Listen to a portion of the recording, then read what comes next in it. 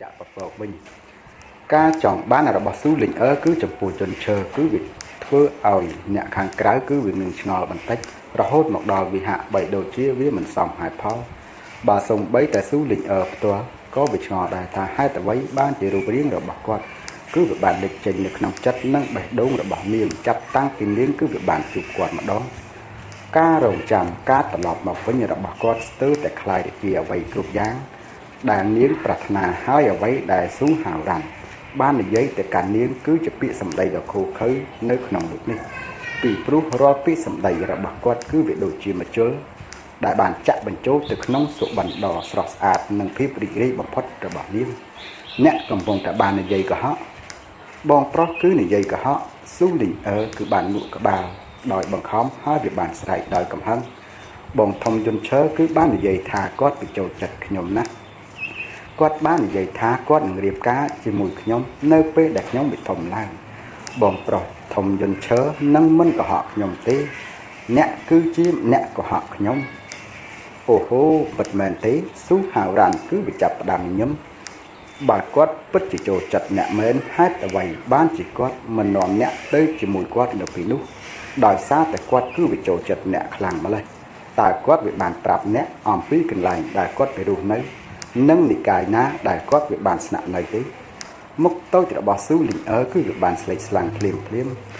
នោះក៏ព្រោះតែគាត់គឺមិនដែលចូលចិត្តក្មេងស្រីតូចដូចជាអ្នកដូច្នេះហេតុអ្វីបានជាគាត់វានាំអ្នកទៅជាមួយគាត់ខ្លាចថាអ្នកវាអាចនឹងទៅរកគាត់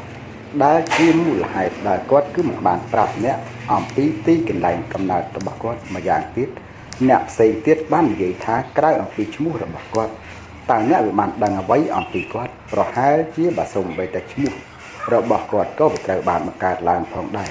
ស៊ូហាវរ៉ាន់គឺបានសើចនៅពេលដែលគាត់និយាយបែបនេះដោយមិនខ្វល់អំពីភាពសោកសៅនៅក្នុងពាក្យទៅកាន់ស៊ូលីងអឺឡើយតើអ្នកកំពុងតែបានកុហកខ្ញុំមែនទេវាសុទ្ធតែជាការកុហកទាំងអស់បងប្រុសធំយន្តឈើគឺមិនដែលកុហកខ្ញុំទេគាត់ប្រកាសជានឹងមករកខ្ញុំស៊ូលីងអឺគឺវាបានប្រើដៃទាំងពីររបស់នាងគឺដើម្បីបិទត្រចៀកហើយបានអោនក្បាលចុះយ៉ាងខ្លាំងនាងបានការពារខ្លួនដោយគ្មានអំណាចគណៈពេលដែលភ្នែករបស់នាងគឺវាចាប់ផ្ដើមហូរទឹកភ្នែកស៊ូហាវរ៉ាន់គឺបានលើកដៃគាត់បន្ទាប់មកអ្នកគ្រាន់តែបន្តការយល់ច្រឡំរបស់អ្នកទៅប៉ុន្តែវាគួរឲ្យអាណិតណាស់អូនស្រីតូចដ៏ល្អរបស់ខ្ញុំនៅក្នុងនាមគឺជាព្រះនាងដ៏អស្ចារ្យនៅក្នុងត្រកូលរបស់យើងអ្នកមានជម្រើសច្រើននៅនឹងទន្លេខាងកើតនៅពេលអនាគតប៉ុន្តែអ្នកវាចង់រងចាំដោយងងខ្លៅចំពោះមនុស្សម្នាក់ដែលធ្វើពុតជាបរិះក្លាហានប្រសិនបើរឿងនេះវាត្រូវបានផ្សព្វផ្សាយខ្ញុំវាខ្លាចថាត្រកូលទាំងមូលរបស់យើងនឹងវាត្រូវបានគេចំអកអ្នកកុហកខ្ញុំហេតុអ្វីគ្រប់យ៉ាងដែលអ្នកនិយាយវាគឺជាការកុហកខ្ញុំវាស្អប់អ្នក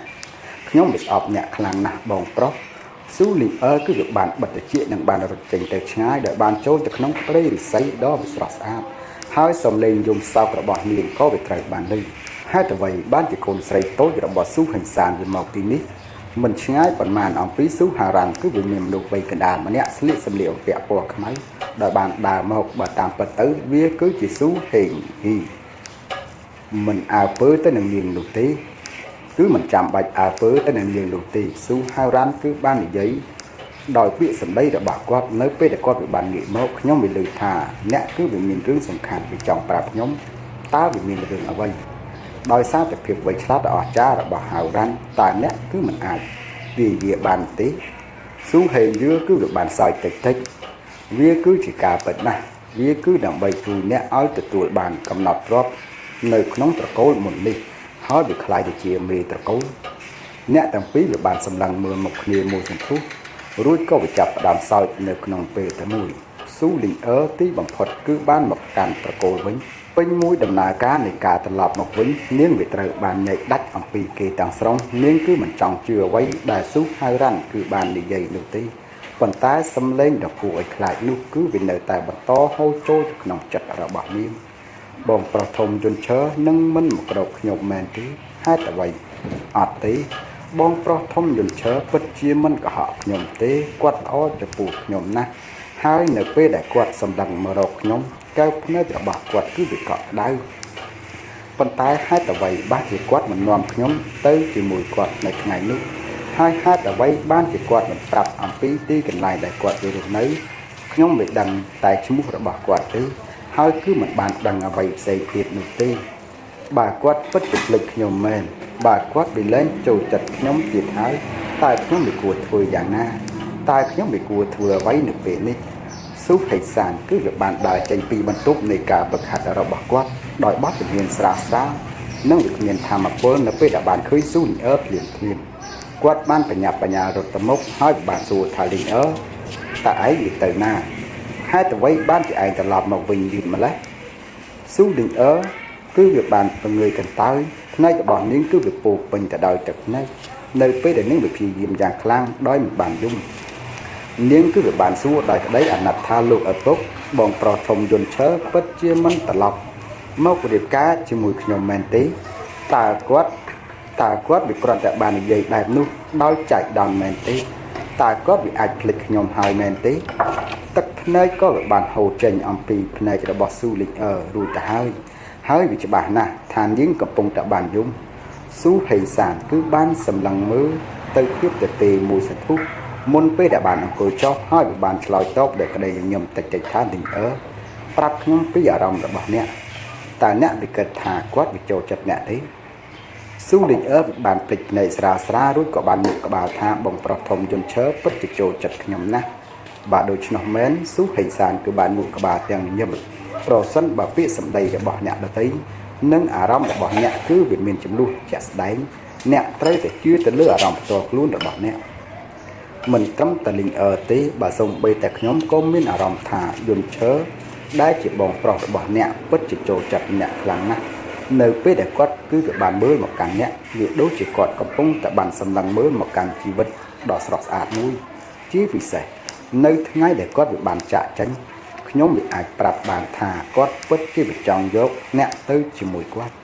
ប៉ុន្តែវាគ្រាន់តែថាអ្នកគឺវានៅតូចពេកប្រសិនបើគាត់ទៅយកអ្នកទៅឆ្ងាយឥឡូវនោះឬរៀបការជាមួយអ្នកនៅពេលនេះវាពិតជានឹងនាំមកនៅការរិះគន់ជាច្រើននោះហើយក៏ជាមូលហេតុដែលគាត់ចង់ឲ្យអ្នកវារងចាំគាត់ហើយនៅពេលដែលអ្នកវាធំឡើងគាត់ប្រកាសជានឹងត្រឡប់មកវិញហើយនឹងរៀបការជាមួយអ្នកបើទោះបីជាគាត់មិននៅក្បែរអ្នកឥឡូវនេះក៏ដោយអ្នកទាំងពីរគឺវាបានភ្ជាប់ពាក្យរួចទៅហើយវាថែមទាំងមានសាក្សីជាច្រើនផងពិតនេះគឺមិនអាចកាត់ផ្ដាច់វាទាំងស្រុងនោះទេស៊ូហៃសានគឺវាយល់ថាបន្ទាប់ពីយន្តឈើគឺវាបានចាក់ចេញទៅគឺថាគាត់នឹងមិនត្រឡប់មកវិញទេហើយការភ្ជាប់ពាក្យរបស់គាត់នឹងស៊ូលីអឺក៏វាត្រូវបានលើកឡើងដោយចៃដន្យដើម្បីដោះស្រាយចំនួនរវាងស៊ូហេយឺប៉ុន្តែស៊ូហៃសានគឺមិនជឿរឿងនេះទេរបៀបដែលយន្តឈើសម្លឹងទៅកាន់ស៊ូលីអឺនិងរបៀបដែលគាត់ប្រព្រឹត្តចំពោះនាងគឺវាល្អពេកមិនមែនជាអ្វីដែលអាចคล้ายនោះទេពាក្យសម្ដីរបស់ឪពុកនាងគឺវាមានភាពកក់ក្ដៅហើយក៏វាបានរសាយនៅក្នុងកង្វល់របស់នាងស៊ូលីអឺភ្លាមនាងវាបានងក់ក្បាលដោយភាពរីករាយថាលោកឪពុកខ្ញុំវាយល់ហើយខ្ញុំវាដឹងហើយបងប្រុសធំយន្តឈើពិតជាចូលចិត្តខ្ញុំណាស់ខ្ញុំនឹងធំឡើងឲ្យវាបានឆាប់ហើយនឹងរងចាំគាត់ត្រឡប់មកវិញហើយនឹងរៀបការជាមួយខ្ញុំនឹងរស់នៅក្បែរគ្នារៀងរាល់ថ្ងៃស៊ូហៃសានគឺវាបានសោកដោយអស់សង្ឃឹមកូនស្រីអាយុត្រឹមតែ10ឆ្នាំរបស់គាត់ដើមឡើយគឺជាក្មេងដ៏ស្លូតត្រង់ម្នាក់ដែលគ្មានកង្វល់ដែលមិនទាន់ដឹងអំពីរបៀបនៃការស្រឡាញ់បើតាមពិតគឺវាចាប់ផ្ដើមលងលើក្នុងជំងឺស្នេហាពេញមួយថ្ងៃបន្ទាប់ពីបានជួបជាមួយនឹងយន្តឈើហើយវាថែមទាំងគិតអំពីរឿងអាពាហ៍ពិពាហ៍ជារៀងរាល់ថ្ងៃទៀតផងរឿងនេះគឺវាបានធ្វើឲ្យគាត់នៅក្នុងនាមជាឪពុកមិនដឹងថាវាត្រូវសោចឬវាត្រូវយំទេគាត់វាបានសួរដោយការយល់ឆ្ងល់ថាតើអ្នកណាម្នាក់ដែលបាននិយាយអ្វីទៅកាន់អ្នកដែលធ្វើឲ្យអ្នកវាជឿចាប់មែនទេស៊ូលីអឺគឺបានងក់ក្បាលស្រាលវាគឺជាបងប្រុសកាលខ្ញុំនៅព្រៃរិស័យគាត់បានមកទីនោះផងដែរហើយវាប្រាប់ខ្ញុំថាអ្វីគ្រប់យ៉ាងដែលបងប្រុសធំយន្តឈើវាប្រាប់ខ្ញុំគឺជាការកុហកអ្នកនិយាយថាម៉េចបងប្រុសរបស់អ្នកគឺបានទៅតំបន់ព្រៃរិស័យមែនទេស៊ូហេសានគឺវាបានខឹងយ៉ាងខ្លាំងមែនហើយលោកឪពុកតើវាមានរឿងអ្វីហេតុអ្វីបានជាឪពុកខឹងបែបនេះអូវាគ្មានរឿងអ្វីទេស៊ូហេសានគឺបានញញឹមមកវិញគាត់បានសម្លឹងមើលទៅកាន់គ្រឿងសឹកនៅលើសម្លៀកបំពាក់ខាងក្នុងរបស់លីអឺ រួចក៏បានលើកដាច់អាវរបស់ស៊ូលីអឺរួចនិយាយយ៉ាងមើលម៉ាត់ម្ដងទៀតថាលីអឺចងចាំអ្វីដែលខ្ញុំបាននិយាយពីមុនសំលៀកបំពាក់ពណ៌មាសលេខខ្មៅរបស់អ្នកឲ្យតែលាក់វាឲ្យបានត្រឹមត្រូវផងដែរហើយកុំឲ្យនរណាម្នាក់គឺវាបានឃើញនោះវារួមបញ្ចូលទាំងបងប្រុសនិងបងស្រីនៅក្នុងតកូលផងដែរដែលលេងជាមួយអ្នកជាប្រចាំ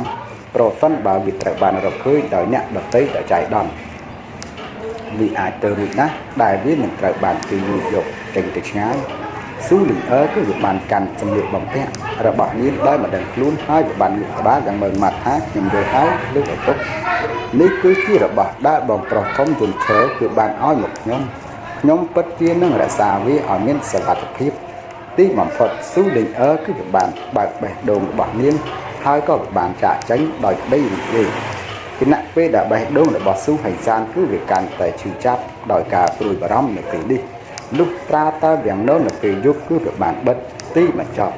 ទើបស៊ូហៅរ៉ាន់ទីបំផុតគឺបានត្រឡប់មកកាន់តកូលវិញ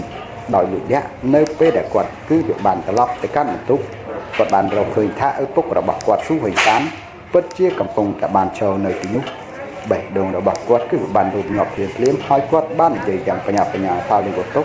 ហេតុអ្វីបានជាលោកឪពុកមកទីនេះអូខ្ញុំវាមានរឿងចង់និយាយជាមួយអ្នកស៊ូហេងសានគឺបានមើលទៅគាត់មួយផ្លែតរួចនិយាយដល់ពងើយកន្តើយថារសៀលនេះអ្នកទៅណារសៀលនេះខ្ញុំគឺវាបានធ្វើការវឹកហាត់យូរពេកហើយក៏វាហត់បន្តិចដូច្នេះខ្ញុំក៏វាបានដើរលេងនៅក្នុងព្រៃរិស័យខាងក្រោយភ្នំហើយវាថែមតែបានជួបទៅនឹងលីងអឺទៀតផងខ្ញុំវាឆ្ងល់ថាតើលោកឪពុកវាត្រូវនិយាយជាមួយខ្ញុំអំពីរឿងសំខាន់អ្វីខ្លះស៊ូហាវរ៉ាន់គឺបាននិយាយដោយមិនមានការផ្លាស់ប្ដូរពាក្យសម្ដីក្រៅអំពីលីងអឺតើអ្នកគឺមិនបានជួបអ្នកណាផ្សេងទៀតនៅក្នុងព្រៃរិស័យទេឬទឹកមុខរបស់ស៊ូហេងសានគឺវាបានប្រែជាសតូនហើយសម្លេងរបស់គាត់គឺវាបានប្រែទៅគួរខ្លាចស៊ូហាវរ៉ាន់គឺបានលុបក្បាលហើយទឹកមុខរបស់គាត់គឺបានបង្ហាញការភ្ញាក់ផ្អើលព្រៃរិស័យនៅខាងក្រោយភ្នំតែងតែស្ងប់ស្ងាត់ខ្ញុំពិតជាមិនបានជួបខ្ញុំពិតជាបានជួបតែស៊ូលីងអឺហើយនិយាយពាក្យពីរបីម៉ាត់ជាមួយនាងក្រៅពីនេះខ្ញុំគឺមិនបានជួបអ្នកណាផ្សេងទៀតទេហេតុអ្វីបានជាឪពុកវិស៊ូខ្ញុំបែបនេះបន្ទាប់ពីស៊ូហេងសានគឺបានសម្លឹងទៅកាន់ភ្នែករបស់គាត់យ៉ាងយូរហើយបាននិយាយយ៉ាងស្រាលៗថាហាវរ៉ាន់វាមិនមែនជារឿងអាក្រក់ទេសម្រាប់បរិសុទ្ធពេញវ័យដែលមានមហិច្ឆតាបើគ្មានមហិច្ឆតាទេមនុស្សម្នាក់គឺមិនអាចទៅដល់កំពូលបានទេភាពខូខើនិងល្បិចកលជារឿយវាគឺជារឿងចាំបាច់សម្រាប់មនុស្សជោគជ័យដែលមានអំណាចប៉ុន្តែទាំងនេះគឺវាសមរម្យសម្រាប់ទៅលើសត្រូវតែប៉ុណ្ណោះប្រសិនបើពួកគេវាត្រូវបានប្រើទៅកាន់គ្រួសារជាទីស្រឡាញ់បំផុតរបស់ពួកគេនោះមនុស្សម្នាក់នេះគឺមិនអាចហៅថាជាមនុស្សបានទៀតទេប៉ុន្តែគឺជាសត្វជ្រូករឿងនេះអ្នកត្រូវតែចងចាំចិញ្ចាំរបស់ស៊ូហៅរ៉ាន់គឺវាបានលូតញាប់និងបានលូតក្បាលដោយអស់ពីកម្លាំងហើយនិយាយដល់ស្មោះត្រង់ថាហៅរ៉ាន់នឹងចងចាំការបង្រៀនរបស់លោកឪពុក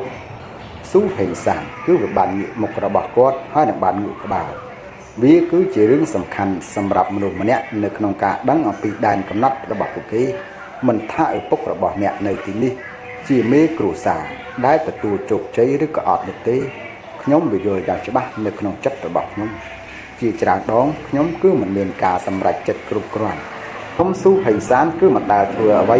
ដែលមិនមានសតិសម្បញ្ញៈពេញមួយជីវិតរបស់ខ្ញុំនោះទេបើទោះបីជាខ្ញុំវាមានជីវភាពមធ្យមក៏ដោយ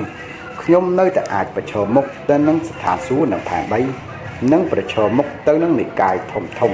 និងប្រឈមមុខទៅនឹងបុព្វបុរសរបស់យើងអ្នកគឺជាកូនប្រុសតែមួយរបស់ខ្ញុំស៊ូហេងសានខ្ញុំសង្ឃឹមថានៅថ្ងៃអនាគតអ្នកនឹងមិនធ្វើឲ្យខ្ញុំវិខកចិត្តនោះទេមែនហើយកូននេះនឹងមិនភ្លេចពាក្យសម្ដីរបស់លោកឪពុកទេហើយប្រកាសមិនធ្វើអ្វីដែលវាធ្វើឲ្យលោកឪពុកវិខកចិត្តឡើយស៊ូហេងសានគឺបានបញ្ជាក់រួចក៏បានដើរចេញដោយមិនបាននិយាយអ្វីផ្សេងទៀតនោះទេនៅពេលដែលស៊ូហេងសានគឺបានចាក់ចេញទឹកមុខរបស់ស៊ូហាវរ៉ាន់គឺវាកាន់តែងងឹតបន្តិចហើយបន្ទាប់មកគឺបានបង្ហាញស្នាមញញឹមដ៏អាក្រក់មួយបើទោះបីជាខ្ញុំមានអត្តសញ្ញាណគឺជាកូនប្រុសរបស់មេតកូលក៏ដោយតែវាតាក់ទងទៅនឹងសមត្ថភាពតំណែងរបស់ខ្ញុំពិតជាមានគ្រោះថ្នាក់ពេកដូច្នេះខ្ញុំគឺមិនអាចជួយអ្វី ក្រៅអំពីរៀបចំផែនការជាមុនសម្រាប់ខ្លួនឯងនោះទេគ្រួសារជាទីស្រឡាញ់ប្រសិនបើខ្ញុំគឺជាមនុស្សឆ្លើយនិងមិនតាំងចិត្តបែបនេះនោះត្រកូលនេះនឹងមិនមានកន្លែងសម្រាប់ខ្ញុំឡើយនៅពេលដែលរឿងនោះវាបានកើតឡើងវាពិតជានឹងចប់ទៅហើយសម្រាប់ខ្ញុំនៅក្នុងនាមជាកូនប្រុសរបស់អ្នក